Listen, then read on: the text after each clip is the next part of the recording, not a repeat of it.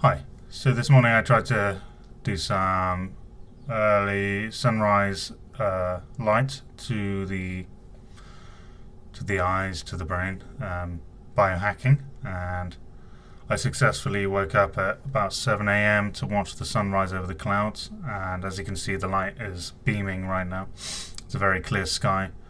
I also incorporated a little bit of cold therapy because I went out there and barely any clothes. I was barefooted, touching the earth.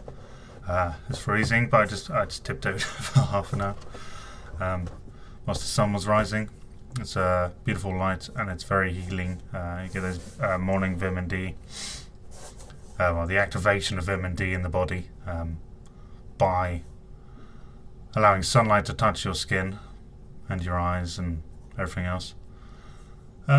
This is part of a new regime, I guess, for myself that I've set myself to better my existence because, as some of you know, my most recent MRI, which I was a little bit concerned about and I requested because I was concerned about the what's happening with this non-existent thing in my brain.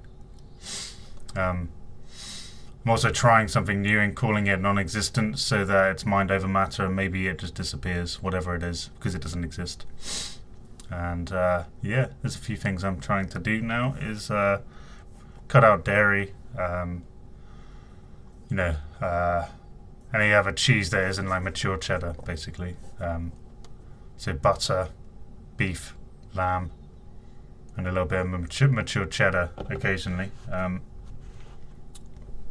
And I've decided to do this because yogurt and other things, double cream, they're not truly carnivore. They're not truly clean because they're always pasteurized. So cutting them out, my one crutch, I guess, my one addiction is having dessert after dinner because I feel, I must have that little bit of enjoyment. But I've realized that it's...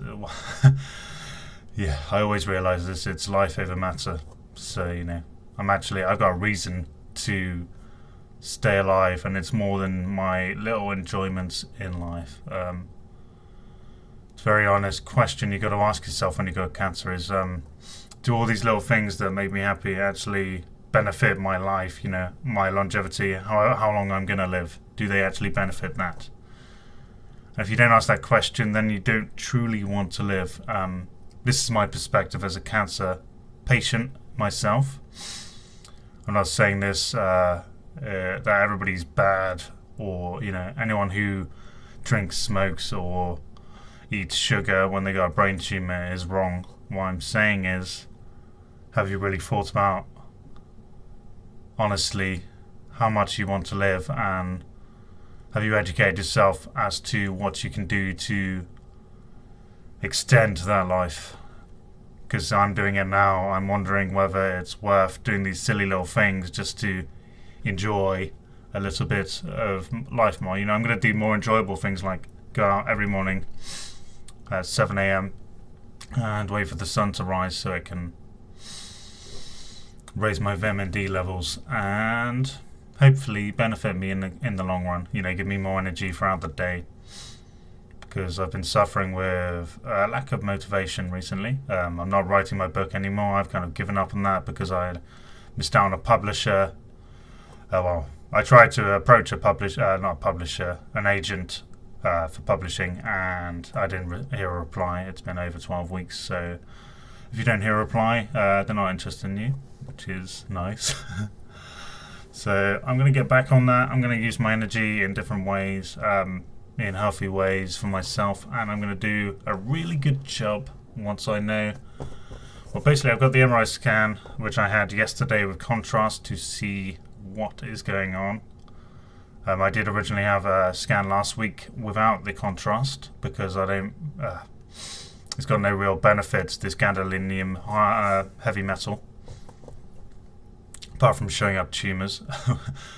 But it can retain in the body, which is my worry, my concern. So I had it yesterday, no side effects, it was all good.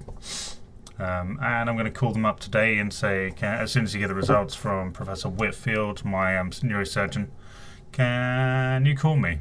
And hopefully get the results tomorrow. And then, once I have the information, I can do all the right things. Change my entire angle on my cancer. Well, maybe not the entire angle, because I believe carnivore was working fully. Another point of interest is cannabis oil. It's really hard to get up to a gram a day of cannabis oil, full spectrum cannabis oil, because it's so strong. The head high is just intense. When I was a smoker in the past of cannabis, I never had anything like this unless I ate cannabis and, in a meal that's been heated, because it gets really strong. This is stronger. And I get a bit paranoid. I have to work through that using potato breathing and kind of Wim Hof methods and a bit of both, basically. It's hard work, especially when you got cancer, because you start feeling sensations like, when I take the cannabis oil, I feel heat around my tumor area, or the non-existent tumor area. And I also feel tension in my eyes, but I think that's just my epilepsy is responding in a certain way, or obviously the tumor is responding in a certain way to the cannabis, which is either a good thing or a bad thing. One more tip: when doing lots of talking, remember to take a breath and close your mouth every once in a while, as I do very often. It's very relaxing. Lots of love, everybody, and look after yourselves. And especially if you got a brain tumor, look after yourselves better.